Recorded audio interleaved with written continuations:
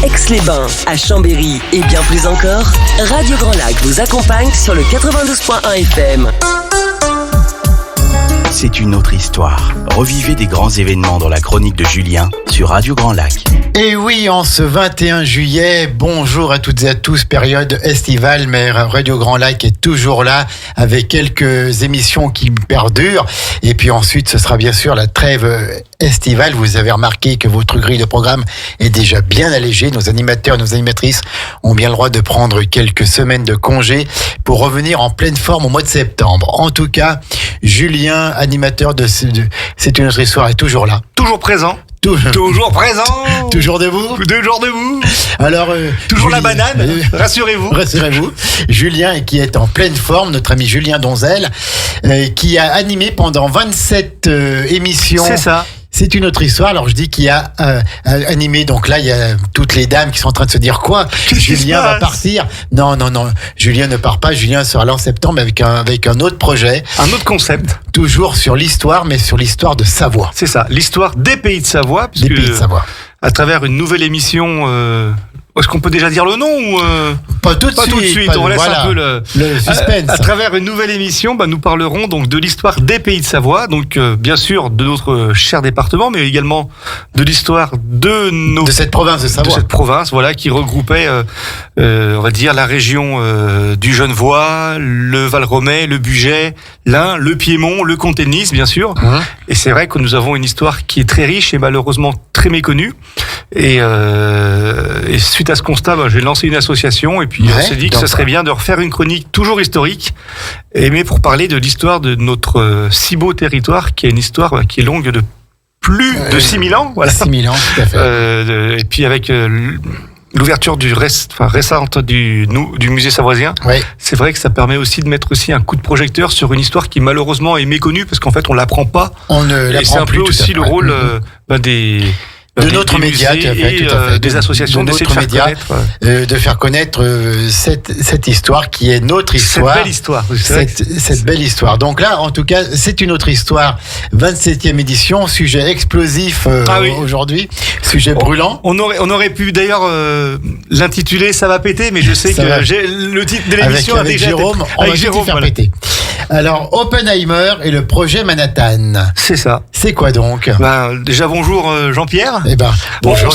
On salue Sandra aussi. On salue Sandra qui ne doit pas nous écouter, mais qui est proche de nous avec le cœur. Voilà. Et puis bonjour à toutes et à tous. Donc, comme Jean-Pierre, tu l'as dit, aujourd'hui, 27e chronique, donc et dernière chronique de l'émission. C'est une autre histoire qui est, comme vous le savez, consacrée à un événement marquant de l'histoire de nos régions, de notre pays et même du monde, puisque là, comme tu l'as dit, nous allons parler de Oppenheimer et du projet Manhattan. Alors, le mois dernier, nous avons parlé des secrets et des petites histoires du débarquement, puisque nous étions au mois de juin. Et aujourd'hui, donc, on va parler de peut-être ce qui est la plus grande, mais la plus terrifiante invention du XXe siècle, qui est la mise au point de la bombe atomique, grâce, on va dire, ou à cause des efforts d'un homme qui était physicien et qui s'appelle Robert Oppenheimer. Mais en fait, je vous vois venir, Jean-Pierre. Pourquoi parler de ce sujet, entre guillemets, brûlant au mois de juillet? Parce qu'il fait chaud en juillet. Voilà, tout à fait. Non, c'est parce qu'en fait, pour faire un lien avec l'actualité, depuis mercredi, nous avons l'occasion de voir dans les salles obscures le film de Christopher Nolan, qui est en fait l'un de mes réalisateurs préférés, et qui est sobrement intitulé Oppenheimer, qui, en fait, va expliquer le cheminement, toute l'histoire de l'atome, et bien sûr son aboutissement ultime, la bombe atomique, invention qui a bouleversé l'histoire de l'humanité, parce qu'en fait, c'est la première fois dans l'histoire où l'homme est en capacité de participer à sa propre extinction. D'accord. Alors, juste une chose, quand tu parles de l'atome, c'est l'atome de Savoie ou l'atome des Bauges? Les deux, mon capitaine. Il n'y a pas de problème, on met les deux dans l'assiette. Celle-là. Donc, aujourd'hui, comment dire, l'histoire, elle est intacte, puisque régulièrement, on entend dans les médias des propos suite au conflit russo-ukrainien sur le risque d'une guerre nucléaire. Et donc, bien sûr, c'est un sujet, on va dire, malheureusement, d'actualité. Mais, comme vous le savez, il faut poser le contexte, et parler d'Oppenheimer et du projet Manhattan n'aurait pas forcément beaucoup de sens si nous ne nous plongeons pas plusieurs dizaines d'années en arrière. Et s'il y a une année à retenir, c'est l'année 1896, avec la découverte par Henri Becquerel, on va faire un petit cocorico, des phénomènes de la radioactivité à partir de recherches sur le sel d'uranium. Vous allez voir, au cours de l'heure qui va suivre, on va beaucoup parler d'uranium et de plutonium. Vous allez voir pourquoi. Ensuite, en 1919, nous avons un Anglais qui s'appelle Rutherford qui parvient à fendre l'atome. En 1934, Frédéric Joliot-Curie, qui est en fait le gendre de Pierre et Marie Curie, parvient à produire du plutonium en bombardant des atomes d'uranium par des neutrons. Mais l'avancée la plus fondamentale, c'est 1938. Nous sommes en Allemagne. Un scientifique du nom de Otto Hahn, il fait une avancée considérable en démontrant ce qu'on appelle le processus de réaction en chaîne à partir de ce qu'on appelle la fusion. Alors retenez bien ces termes, car en fait nous allons en parler à certains moments de cette émission, mais en gros, que nous démontre la découverte de Otto Hahn ?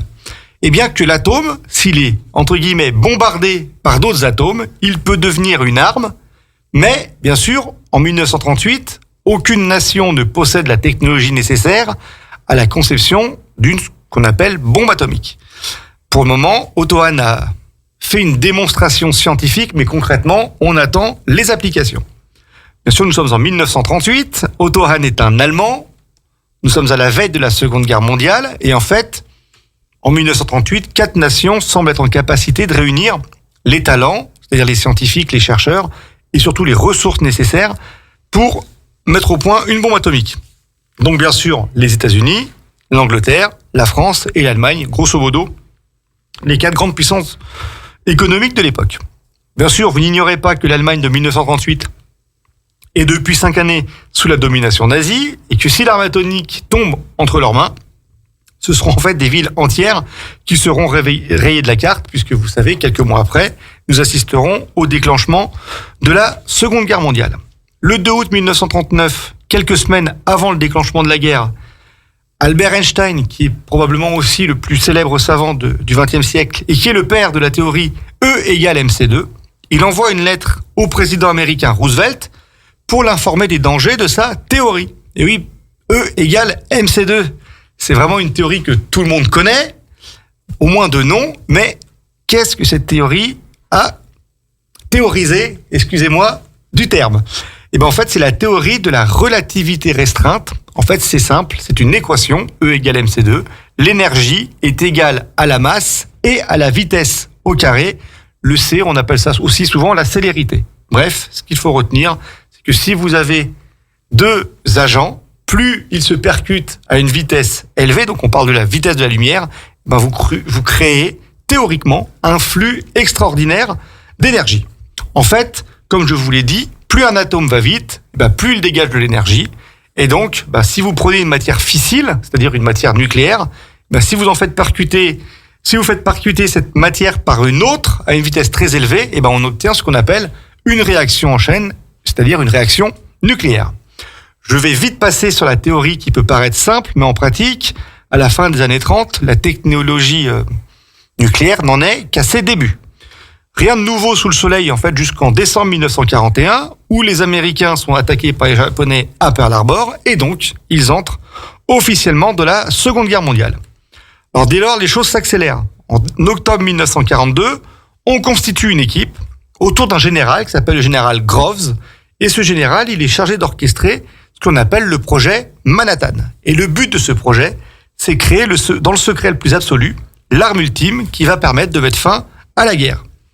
Bien sûr, je le savais, ce projet il est particulièrement ambitieux et il faut un lieu de recherche, un lieu secret. Le choix se porte donc sur le désert du Nouveau-Mexique, à un endroit qui s'appelle Los Alamos. Le lieu, bien sûr, se trouve au milieu de nulle part.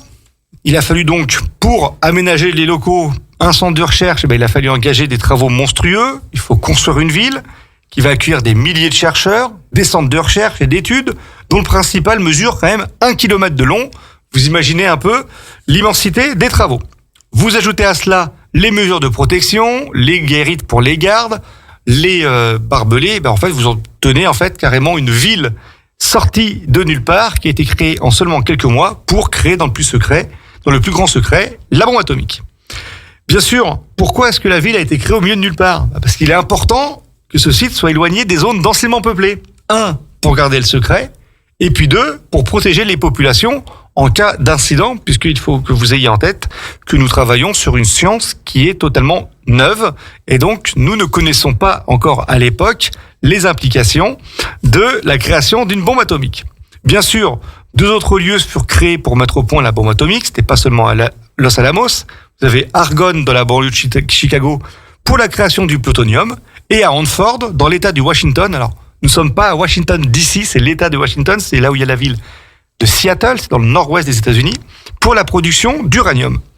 En fait, en tout, ce seront 19 centres de recherche de plus ou moins grande importance qui serviront à l'élaboration du projet Manhattan. C'est d'ailleurs aussi un projet transfrontalier, car des laboratoires au Canada furent également construits. Une fois le lieu trouvé, il faut une équipe de brillants scientifiques, et il faut un directeur pour diriger toute cette équipe. Et le nom semble tout indiquer de Robert Oppenheimer. Oppenheimer, il est considéré aujourd'hui comme l'un des plus brillants scientifiques du XXe siècle, mais en fait, il est en proie à des désirs contradictoires. Il est à la fois un pacifiste convaincu, il est ami assumé avec des communistes, mais il est animé par un formidable désir de découverte qui le pousse à réaliser des recherches sur l'âme la plus terrible qu'il soit. Robert Oppenheimer est né en 1904 et déjà enfant, il marquait son entourage par son intelligence hors du commun. Au lycée, il était même mis dehors par ses professeurs de cours qui étaient frustrés d'avoir un élève plus savant qu'eux. On savait qu'il parlait couramment plusieurs langues. Et dans les années 1920, après un cursus brillant, il va se rendre en Europe, notamment aux Pays-Bas, où il va étudier une nouvelle science qui s'appelle la physique quantique. C'est en fait la science de l'étude la science des atomes et des particules. En fait, on est vraiment dans l'infiniment petit. À son retour d'Europe, il sera d'ailleurs le premier à obtenir une chaire universitaire de cette matière aux États-Unis. En fait, on a des témoignages de ces étudiants qui ne comprennent pas toujours ce qu'il explique, ce qu'il essaie de décrire au tableau avec des équations incompréhensibles. Mais par contre, ils sont éblouis par ce puits de science qui fait preuve d'un remarquable don pour les arts oratoires. En fait, Oppenheimer est conscient d'avoir une intelligence qui est vraiment hors norme. Il commence à se faire un nom dans le domaine, dans le monde universitaire. Par contre, d'un point de vue personnel, la vie d'Oppenheimer est par contre très troublée. Et puis c'est ce que nous allons voir. On va parler un peu du Oppenheimer intime après la pause musicale, Jean-Pierre. Écoute, très très bien, Julien. Vous êtes toujours en direct sur C'est une autre histoire. On parle de Oppenheimer et du projet Manhattan. On revient dans quelques toutes petites minutes. Les pieds dans l'eau, à l'écoute de Radio Grand Lac. C'est une autre histoire. Revivez des grands événements dans la chronique de Julien sur Radio Grand Lac. De retour dans C'est une autre histoire à 13h16 et en direct avec notre ami Julien Donzel pour nous parler de Oppenheimer et du projet Manhattan. On y va, on t'écoute tout de suite, Julien. Donc nous avons, avant la pause musicale, un peu dressé le portrait, en gros, de ce qu'était le projet Manhattan, mais qui était vraiment Robert Oppenheimer. Donc il est né, nous l'avons vu, en 1904, et il a une vie personnelle assez trouble, puisque, comme vous le savez, à l'époque, il n'était pas de bon ton de fréquenter les milieux communistes, et pourtant, son premier amour était une communiste avérée, assumée, et malheureusement pour Robert Oppenheimer, cette histoire n'a pas pu aller très loin puisqu'elle se posait des questions sur sa sexualité. Et vous le savez qu'à l'époque, c'était une question un peu taboue. Donc, on va dire qu'il a eu un premier chagrin d'amour quand il était jeune. Et il rencontre sa femme, Catherine Puening Harrison, qu'il épouse en juin 1939, juste avant la Seconde Guerre mondiale. Et elle aussi est une militante communiste très active. Et en fait, très peu encline à se porter sur les conventions, puisque Robert est en fait son 3e mari. Vous ajoutez à cela une femme qui a des problèmes avec l'alcoolisme. Vous imaginez donc une vie personnelle de Robert Oppenheimer pas forcément très épanouie. Et il faut que vous sachiez que lui, également, est un fumeur invétéré. Mais revenons à Oppenheimer, le scientifique. Oppenheimer n'avait pas une grande expérience universitaire.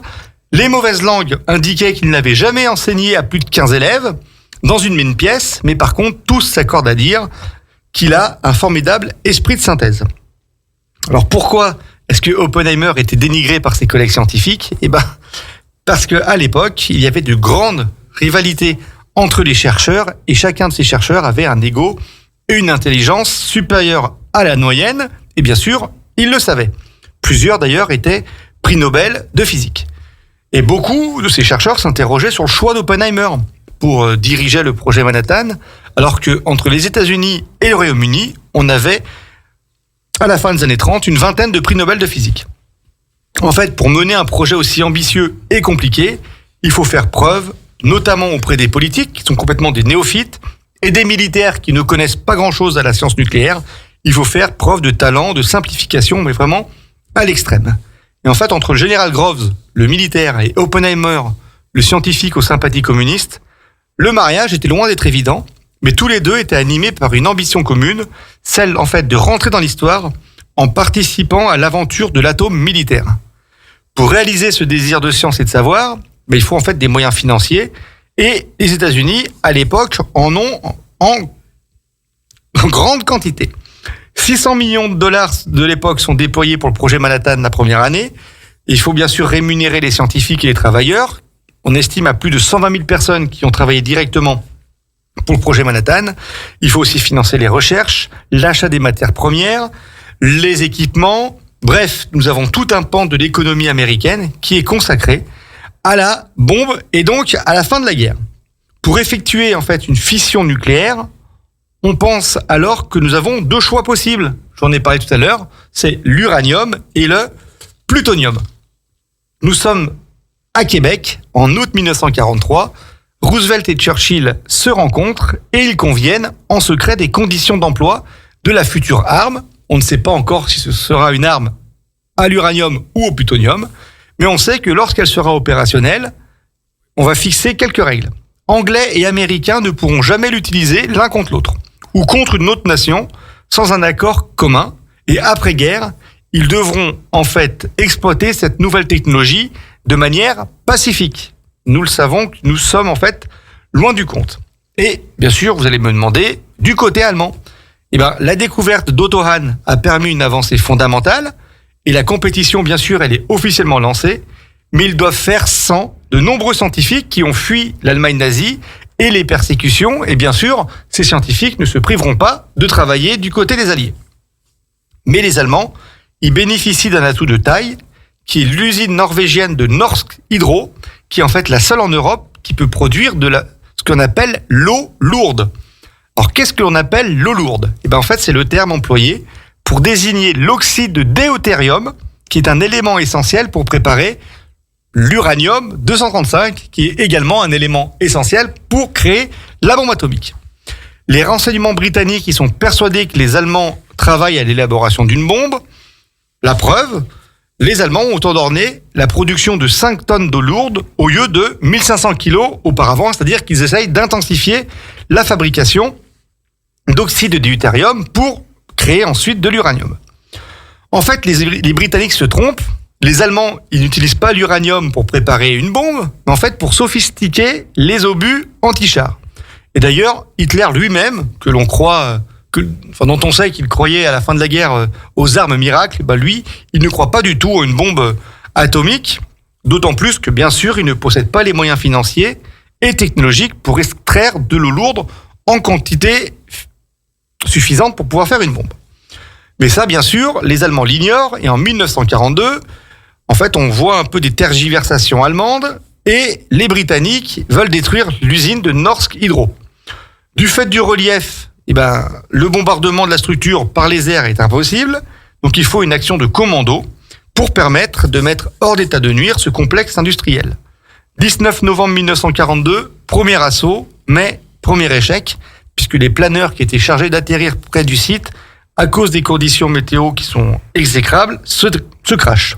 Quelques mois plus tard, en février 1943, nouvel assaut organisé, cette fois en lien avec la résistance norvégienne. Et après avoir marché 2 jours comme de nuit Après avoir escaladé des falaises abruptes, affronté la neige et le froid, on est en février en Norvège, donc on s'imagine que nous avons des conditions climatiques qui ne sont pas celles du mois de juillet en Savoie. Il fait pas chaud. Il fait pas chaud. Et ben, nous avons un commando d'à peine 10 hommes qui arrive furtivement à l'usine et arrive à partiellement la faire exploser. Dès l'été 1943, l'usine elle est reconstruite, mais l'invasion alliée, qui est maintenant équipée de bombardiers plus précis, arrive à la détruire partiellement. Alors Hermann Göring, qui est le ministre de l'air et qui est le responsable du programme nucléaire allemand, décide de rapatrier toutes les installations de Norvège en Allemagne. La résistance norvégienne est prévenue et tente en fait un coup de poker, couler le ferry qui va être chargé de rapatrier les équipements de l'usine. Ce ferry s'appelle Hydro et il repose aujourd'hui au fond d'un lac qui s'appelle le lac Tingsjø. Vous m'excuserez, mon norvégien est un peu rouillé, hein, j'ai un peu du mal. Tu n'as pas fait norvégien en deuxième langue. En deuxième langue, non, pas du tout. Et ben preuve que la résistance norvégienne a réussi son pari. Nous avons un scientifique allemand qui s'appelle Kurt Döbner, qui était membre du programme atomique allemand et qui déclara après la guerre: l'élimination de la production d'eau lourde en Norvège fut l'une des causes principales de l'impossibilité où nous nous trouvâmes d'achever la mise au point d'un réacteur atomique avant la fin de la guerre. Nous avons parlé bien sûr des programmes américains et allemands, mais qu'en est-il du programme japonais qui est l'autre ennemi des États-Unis? Alors les Japonais se lancent aussi dans la course, 2 programmes sont lancés pendant la guerre, ce qu'on appelle le projet de recherche B, qui était initié par la marine impériale japonaise, qui aboutit en fait à la conclusion que les Américains n'auraient pas les moyens de créer une bombe atomique. 3 petits points, hein. Donc, les forces militaires demandèrent donc de stopper le programme nucléaire japonais et plutôt de se lancer dans la recherche sur les radars qui étaient utiles pour intercepter les bombardiers alliés. Et nous avons un deuxième projet qu'on appelle le projet NIGO, ni plus loin Go, Géo, de l'armée impériale, qui ne peut en fait aboutir du fait du bombardement des installations lors du fameux raid de Tokyo en mars 1945, et bien sûr de la reddition d'un sous-marin allemand après la capitulation du 8 mai. Je vois que je suis en train de te perdre parce qu'on parle de sous-marin allemand à Tokyo, mais je vais expliquer. Il faut te suivre. Il faut me suivre. Et ben en fait, comme je te l'ai dit, pour pouvoir faire une bombe atomique, il faut du plutonium ou de l'uranium. Les Japonais, devant constamment subir les raids allemands et étant presque sous blocus, il faut essayer d'importer de l'uranium. Et qui de mieux que les Allemands, alliés des Japonais, pour importer cet uranium? Donc les Allemands, avant la fin de la guerre, chargent un sous-marin de 560 kilos d'oxyde d'uranium pour aller à Tokyo. Bien sûr, entre-temps, il y a la fin de la guerre. Le sous-marin, apprenant la fin des combats, se rend. Et donc, l'uranium n'arrivera jamais au Japon. Et donc, le programme nucléaire s'arrêtera net. Je vais passer sur le programme soviétique, bien sûr, qui bénéficie d'avancées aussi scientifiques. Mais en fait, ils bénéficient des avancées scientifiques des Américains grâce à un incroyable réseau d'espions qui sont infiltrés au cœur même du projet Manhattan et qui envoient en secret les informations à Moscou. En fait, en tout état de cause, durant la Seconde Guerre mondiale, seuls les Américains sont en capacité de créer une bombe atomique. Alors, Los Alamos, officiellement, bien sûr, ce site n'existe pas. Et la bombe atomique, bien sûr, n'est pas créée. Donc il faut lui donner un nom de code. Et on décide de l'appeler le gadget. Quand on parle du gadget, en fait, on parle de la bombe atomique. De la bombe atomique. Voilà. Les chercheurs, en fait, ne connaissent pas tous les finalités des recherches. Nous avons, en fait, un extraordinaire réseau. Il y en a seulement quelques-uns qui sont dans la confidence. Et d'ailleurs, on avait interdit la prononciation des mots comme atome, uranium. Donc, pour travailler, ça ne devait pas être évident. Il était interdit de prononcer ces mots. Oui, non, voilà, c'est ça. Même les familles des scientifiques, bien sûr, ignoraient tout. Il fallait pas se permettre la moindre fuite. En fait, Robert Oppenheimer et son équipe, donc quand on parle d'une équipe, c'est son équipe rapprochée, donc moyenne d'âge très jeune, puisque l'âge moyen, c'est seulement 25 ans, expérimentent au printemps 1944 2 approches. Donc nous allons voir un peu les 2 approches qui se font concurrence après la deuxième pause musicale. Après la deuxième pause musicale à 13h27, toujours en direct. Et après la pause, je propose que tu nous fasses une petite équation sur un peu le cheminement de la fusion nucléaire et que tu nous fasses un petit cours de physique théorique quantique. C'est la pause, Julien, c'est la pause musicale. On marque un temps d'arrêt avec David Hallyday, le plus heureux des hommes. Et quand on est dans les studios de Radio Grand Lac en direct à côté de Julien, on est le plus heureux des hommes. Oh là, c'est gentil. Sur les bords du lac du Bourget, la radio autrement. Radio Grand Lac. C'est une autre histoire. Revivez des grands événements dans la chronique de Julien sur Radio Grand Lac. Et oui, les grands événements de l'histoire grâce à Julien. Je vous rappelle qu'à partir de septembre, on le retrouvera toujours le deuxième vendredi de septembre à 13h, mais dans un nouveau concept historique qui parlera plus précisément de l'histoire de la Savoie. C'est ça, tout à fait. Les pays de Savoie, même. La Savoie dans son ensemble. Le duché de Savoie et tout. Donc, parce que c'est notre histoire avant 1860 et c'est vrai qu'on ne l'apprend pas. Et quand on est une radio locale de proximité, c'est aussi notre rôle d'apprendre cette histoire qui est la nôtre. Donc, à partir de septembre, il y aura une nouvelle émission avec Julien. Ça, une histoire qui est un peu oubliée, malheureusement. Et pourtant, on n'a vraiment pas à rougir notre histoire parce que nous avons quand même eu des personnages très célèbres, illustres, qui ont marqué l'histoire, bien sûr, de nos territoires, mais bien au-delà. Puisque, pour la petite aparté, par exemple, si je vous parle du général Sevé, ouais. Alors je sais que toi, Jean-Pierre, tu sais de qui je veux parler, mais je suis pas sûr que tous les Savoyards savent, tu sais, le général qui a officiellement mis fin pour la France libre à la Seconde Guerre mondiale, et que c'était un général savoyard. Qui a signé l'acte de reddition à Reims. À Reims, tout à fait. Le 7 mai. Le 7 mai 45. Là, bref, on reste pendant la Seconde Guerre mondiale, mais dans ce sujet explosif qu'est Oppenheimer et le projet Manhattan. C'est ça, tout à fait. Donc je vous ai parlé un peu de la conception de la bombe atomique, de la course qu'il y a entre les Américains et les Allemands. Et je vous ai parlé, juste avant la musique, qu'il y avait deux approches possibles. Alors la première, c'est celle du canon, qui consiste à se faire percuter deux masses nucléaires qui, par une réaction en chaîne, permettra de créer une explosion nucléaire. Et pour cette méthode, il faut utiliser bien sûr du plutonium, mais après des essais, il s'avère que la méthode dite canon a pour conséquence en fait une fonte des matières et non une explosion. C'est-à-dire que si vous avez les matières qui fondent et qui n'explosent pas, cela n'a aucun intérêt. Le second est le process dit de l'implosion. Alors comme son nom l'indique, il s'agit en fait de comprimer une boule d'uranium grâce à des explosifs, et là, bien sûr, tout reste à faire. On appelle des chimistes en renfort, depuis la prestigieuse université d'Harvard, mais bien sûr la barre elle est trop haute. On appelle alors des savants britanniques qui sont appelés pour compléter l'équipe scientifique, et on appelle des savants un peu de partout, et notamment des savants exilés aux États-Unis. Et c'est là qu'arrive un savant qui s'appelle Klaus Fuchs, qui est un réfugié allemand. Je croyais Barbie, non. Non, pas du tout.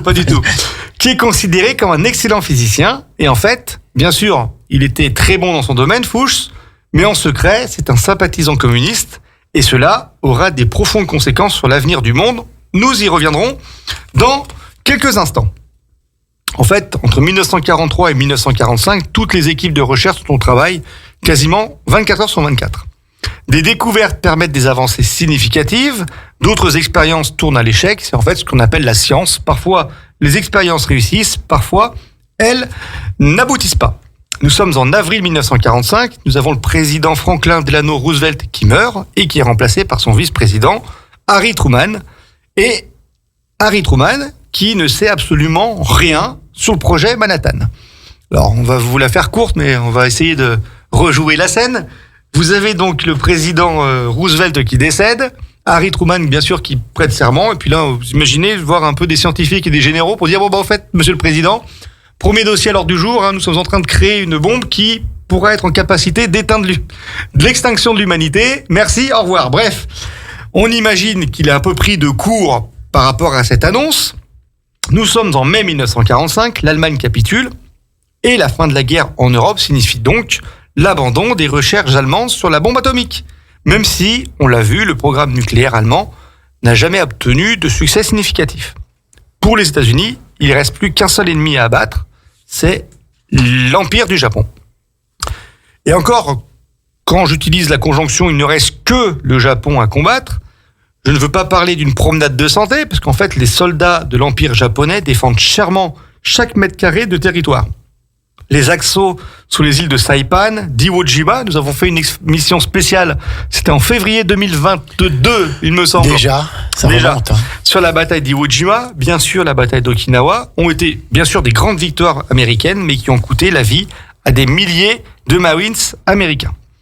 Devant la résistance nippone et le refus de l'empereur Hirohito de capituler, les Américains projettent un plan d'envergure qui est en fait le débarquement massif d'hommes et de matériel sur l'archipel japonais.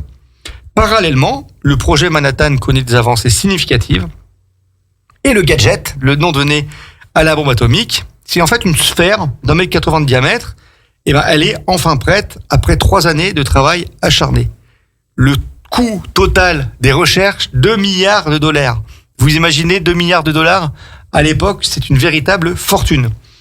Cette première bombe atomique, elle servira en fait de test pour les ingénieurs et les chercheurs du projet Manhattan.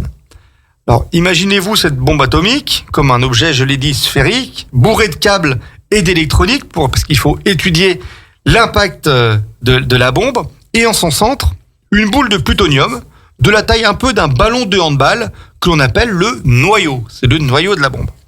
Nous sommes en juillet 1945 et il faut maintenant tester la bombe. C'est le projet Trinity. Pour cela, il a fallu construire des routes, tirer des câbles pour étudier les effets de la bombe. Et bien sûr, pour se protéger, on a construit de nombreux bunkers, puisqu'il fallait bien sûr assister à cette première. Devant l'incertitude de l'opération, tout doit être étudié, les effets de souffle, le bruit, l'onde de choc. On installe des milliers de capteurs qui enregistrent les données pour les scientifiques et les chercheurs. En fait, on insiste certainement à la plus grande avancée scientifique de l'histoire contemporaine. Une immense tour artificielle de 30 mètres de haut est construite afin de lâcher la bombe depuis le sommet. Premier test fictif, le 14 juillet, avec seulement des explosifs. On n'envoie pas tout de suite le paquet et échec, les explosifs n'explosent pas. Harry Truman, il est présent à la fameuse conférence de Potsdam. Nous sommes un peu dans la grande agglomération berlinoise. Il fait une conférence avec Churchill et Staline et lui, il attend les résultats du test pour pouvoir annoncer à ses alliés qu'il possède une bombe avec des effets dévastateurs. Le 16 juillet 1945, le gadget est lâché depuis la tour et tout à coup, à 5h29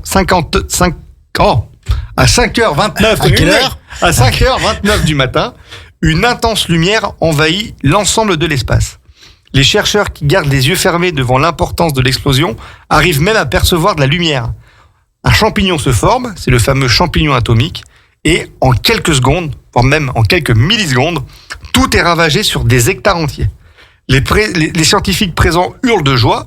Le résultat est en fait à la hauteur des espérances.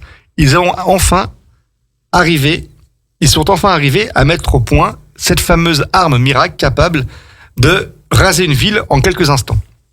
Truman, qui apprend l'information de la réussite de ce test, informe alors Staline que les Américains possèdent une arme capable de changer en fait le cours de la guerre.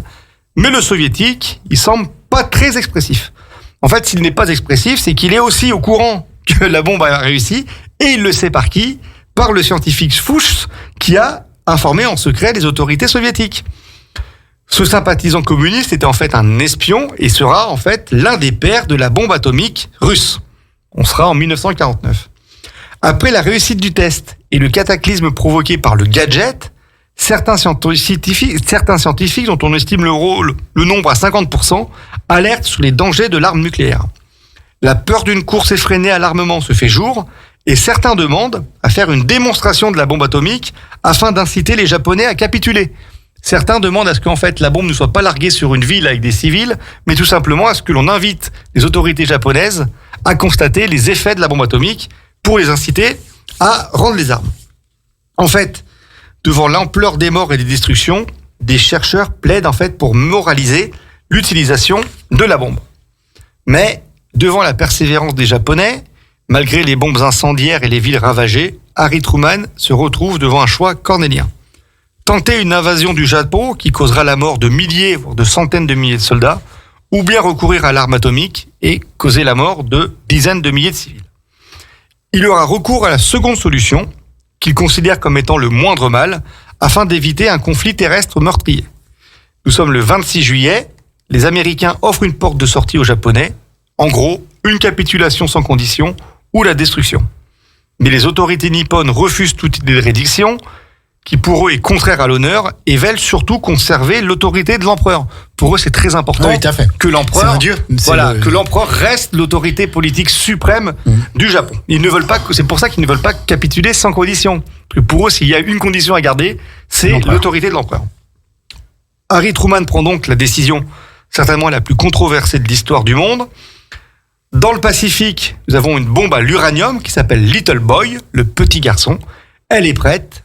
Elle est attachée à un bombardier, c'est un bombardier B-29 qui s'appelle Enola Gay et il s'envole pour un voyage de 2000 km au cœur du Japon et c'est ce que nous allons voir après la pause musicale. C'est une autre histoire. Revivez des grands événements dans la chronique de Julien sur Radio Grand Lac. À 13h46, encore une fois, bonjour à toutes et à tous. Pour ceux qui nous rejoignent et bienvenue. On est toujours dans C'est une autre histoire, cette chronique historique où on parle d'Oppenheimer et du projet Manhattan et on arrive au 6 août 1945 avec le largage de la bombe atomique. C'est ça, de Little Boy. Il est 8h15 du matin, le bombardier Enola Gay, d'où le lien avec la chanson précédente, parce que vous avez vu que nous faisons les choses bien avec Jean-Pierre. Hein. Nous avons essayé de faire un lien entre la musique et l'émission d'aujourd'hui. Ah oui, non mais là c'est du... Ah non, c'est du grand art. C'est du grand art. C'est exceptionnel. L'Enola Gay arrive sur la ville d'Hiroshima et largue la bombe atomique qui explose une fois arrivée à 580 mètres du sol. Pourquoi n'explose-t-elle pas au sol ? Eh bien, tout simplement pour propager de manière plus importante ce qu'on appelle l'effet de souffle et les radiations nucléaires. L'onde de choc détruit en fait tout sur son passage. Rien ne subsiste dans un rayon de 1,5 km. Rien ou presque, parce qu'en fait, il reste juste quelques bâtiments construits en dur, mais c'est un véritable, paysage de désolation qui s'offre aux yeux de ceux qui peuvent apercevoir les ruines d'Hiroshima. En fait, en quelques secondes, 80 000 personnes sont tuées et en un claquement de doigts, la température est estimée à 5000 degrés. C'est en fait un véritable enfer. Vous pouvez apercevoir, si vous regardez sur Internet, quelques photos où des personnes qui ont vraiment été pulvérisées par l'effet de souffle et dont il ne reste en fait sur les murs ou les traces d'escalier seulement leurs traces. En fait, elles ont totalement disparu sous l'effet de la bombe atomique, mais en fait leur aspect a été projeté contre le mur avant de mourir et on voit simplement des ombres. Le choc de Little Boy en fait n'a pas eu l'effet escompté et le Japon refuse encore de capituler. Nous sommes 3 jours plus tard, le 9 août 1945, et là c'est la bombe Fat Man, l'homme fat, l'homme gros, oui, tout à fait route jusqu'à la ville de Nagasaki. Alors en fait tout le monde connaît la ville de Nagasaki, mais peu savent qu'en fait Nagasaki n'était pas la ville ciblée. La ville qui était en fait désignée pour recevoir entre guillemets la bombe atomique était la ville de Kokura. Mais en fait, vu que les conditions météorologiques étaient catastrophiques sur Kokura, et ben en fait on a décidé de se replier vers la ville de Nagasaki. Oui. Le destin a fait bien les choses pour les habitants de Kokura, mais beaucoup moins bien pour Nagasaki. Le résultat de Fat Man, c'est 60 000 morts, sans compter les blessés causés par les radiations. Alors on a une ville qui est un peu encaissée, enclavée dans une vallée, ça fait que l'effet de souffle n'a pas eu la même importance qu'à Hiroshima, qui est un peu plus plate. Mais en fait, nous avons eu, en l'espace de 2 bombes, la mort de 140 000 personnes. Sans compter, bien sûr, les blessés, les radiations, les personnes qui seront nées avec des malformations. Bref, ce sont en fait des centaines de milliers de personnes qui vont connaître, de près ou de loin, les conséquences des bombardements d'Hiroshima et Nagasaki.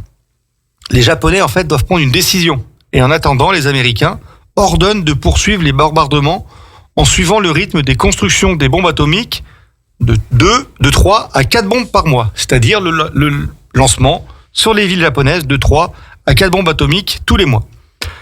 Au lendemain de Nagasaki, les Japonais acceptent quand même de capituler à la seule condition de préserver l'institution impériale. La fin de la guerre, elle est signée le 2 septembre 1945 dans la baie de Tokyo, sur le cuirassé Missouri. Entre le test réussi de la bombe Gadget et les lancements sur Hiroshima et Nagasaki, quelle attitude eut donc Robert Oppenheimer, le père de la bombe atomique ?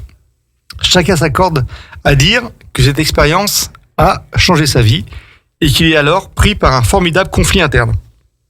À côté d'un rêve de gloire assumé, il ne peut se résoudre, lui le pacifiste, à avoir participé à l'élaboration de la plus destructrice des armes. Lors de la réussite de Trinity, il est bien sûr ravi, mais intérieurement, il se récite ce célèbre poème « Je suis devenu la mort, le destructeur des mondes ». Lorsqu'il assiste à la réunion devant décider de la poursuite de la guerre, il exprime ses réticences devant le président Truman. En fait, tous ses proches s'accordent à dire qu'Oppenheimer exprime des remords.